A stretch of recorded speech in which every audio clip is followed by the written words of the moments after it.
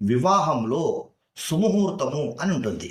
ఆ సమయానికి వధూవరులు జీలకర్ర బెల్లము తలపైన పెట్టుకుంటారు. అయితే ఇటీవలి కాలంలో అనేక మంది ఈ జీలకర్ర బెల్లం పెట్టేటువంటి ఈ విధానంలో చాలా పొరపాటు చేస్తున్నారు. అదేంటంటే జీలకర్ర బెల్లము ముద్దని తమలపాకులో చేతిలో పెట్టుకొని తమలపాకుతో వధూవరులు ఒకరి శిరస్సు మీద ఒకరు పెట్టుకుంటున్నారు.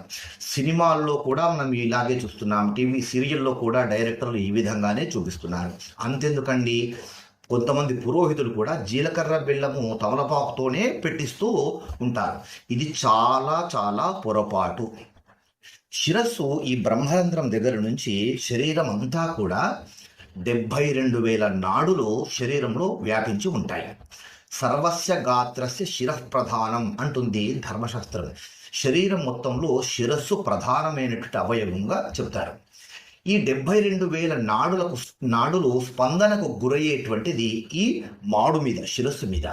వధూవరులు ఇద్దరు కూడా జీలకర్ర బెల్లమును చేత్తో తీసుకొని అరచేతిలో పట్టుకొని ఆ శుభముహూర్తానికి మంత్రములు చెప్పేటువంటి సమయంలో శిరస్సు మీద ఒకరు మంత్రాలు అయిపోయేంత వరకు అలాగే పెట్టి పట్టుకొని ఉంటే కనుక ఆ స్పర్శ అనేటువంటిది ఇద్దరికి ఆ శిరస్సు నుంచి జీలకర్ర బెల్లం ద్వారా ఈ చేతులకు తగిలి ఈ స్పర్శను వాళ్ళు అనుభవం పొందుతారు.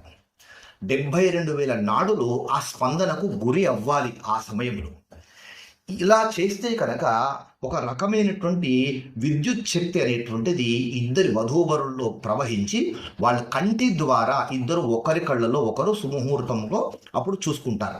ఆ సమయంలో అఘోర చక్షురపతిఘ్నియేధి శివాపతిభ్య సుమనా సువర్చా జీవసూర్దేవకామా శోనాశన్నో భవద్విపదే శంచతుష్పదే అనేటువంటి మంత్రం చెప్తారు. కనుక శిరస్సు మీద చేత్తో జీలకర్ర బెల్లం పెట్టడం ద్వారా శరీరం స్పందనకు గురి అవ్వాలి. అలా గురి అయితే ఇద్దరి మధ్య అన్యోన్యత అనేటువంటిది అది అధికమవుతుంది. అలా కాకుండా తమలపాకుతో జీలకర్ర బెల్లం పెడితే ఇక స్పందన ఏ విధంగా వీళ్ళు అనుభవం పొందుతారు? ఆ తమలపాకే అడ్డుగా ఉంటుంది. తమలపాకు దగ్గరే స్పందన అనేటువంటిది, ఆ శక్తి అనేటువంటిది ఆగిపోతుంది. కనుక వివాహంలో జీలకర్ర బెల్లం పెట్టేటువంటి సమయంలో ఖచ్చితంగా వధూవరులు చేత్తో మాత్రమే పెట్టాలి, తమలపాకుతో పెట్టకూడదు. ఈ విషయాన్ని మీ బంధుమిత్రులకు అందరికీ తప్పకుండా తెలియజేయండి. ఇది మనందరి బాధ్యత. ఇది మన వైదిక ధర్మం. ఇది మన సనాతన సదాచారం. మన ఆచారాలు, మన సాంప్రదాయాలను మనం ఖచ్చితంగా పాటించాలి.